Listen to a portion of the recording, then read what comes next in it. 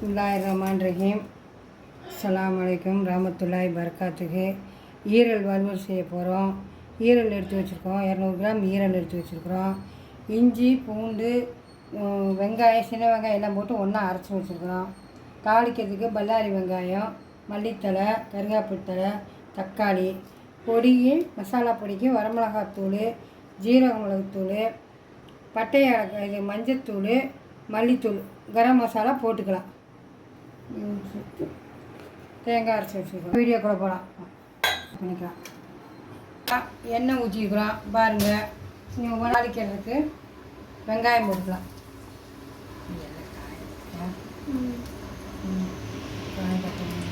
நல்லா கொஞ்சம் அரைவாசி வெந்தால் போதும். சும்மா கண்ணாடி பழத்துக்கு வெந்தால் போதும்.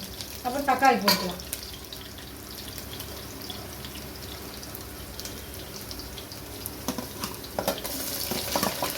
ஒரு தக்காளி போதும்.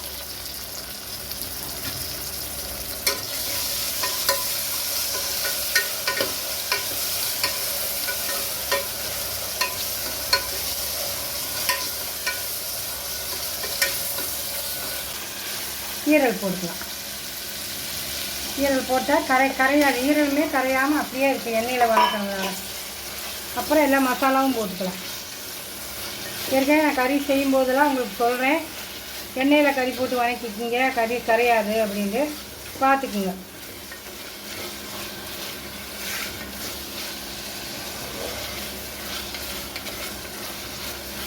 இதுலேயே நல்லா வெந்துக்கும்.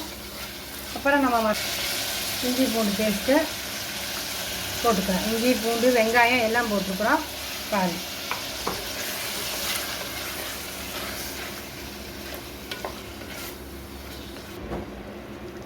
ஈரல் போட்டுக்கிறதுனால கொஞ்சம் கருவேப்பிலை போட்டால் நல்லது. இது இரும்பு சத்து, அதனால் கருவேப்பிலை கொஞ்சம் ஈரலுக்காக.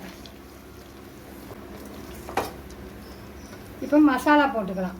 மசாலாவில் என்னென்ன மல்லித்தூள், மஞ்சத்தூள், ஜீரக மிளகுத்தூள், வரமிளகாத்தூள், கரம் மசாலா இதெல்லாம் இப்போ உப்பு கொடுப்பேன். கரும்பு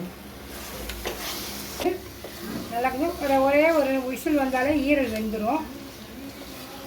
பாருங்கள், இறக்கிட்டு காட்டுறோம். தேங்காய் ஊற்றிக்கிட்டு உங்கள்கிட்ட காட்டுறோம்.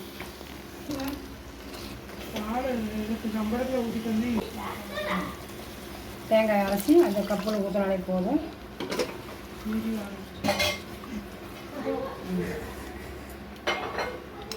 ஈரல் வறுவல் நல்லாயிருக்கும். குழம்பு மாதிரியே வச்சுக்கலாம், வறுவலாகவும் செஞ்சுக்கலாம். நாங்கள் இப்போ கொஞ்சம் குழம்பாட்டம் வைக்க போகிறோம். பாருங்கள், இனி விசில் போட்டு வெந்த முன்னாடி காட்டுறோம்.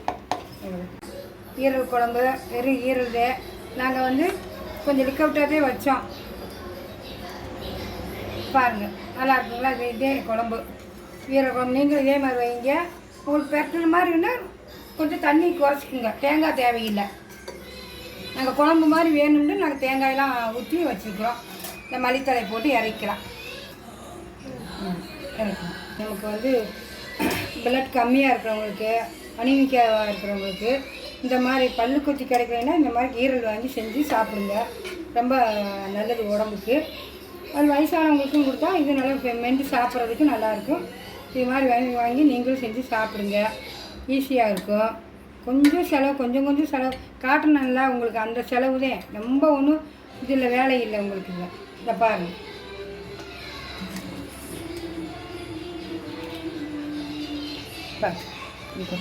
சப்போர்ட் பண்ணுங்கள், லைக் பண்ணுங்கள், சப்ஸ்கிரைப் பண்ணுங்கள். பார்க்காதவங்க புதுசாக பார்த்தா சப்ஸ்கிரைப் பண்ணுங்கள்.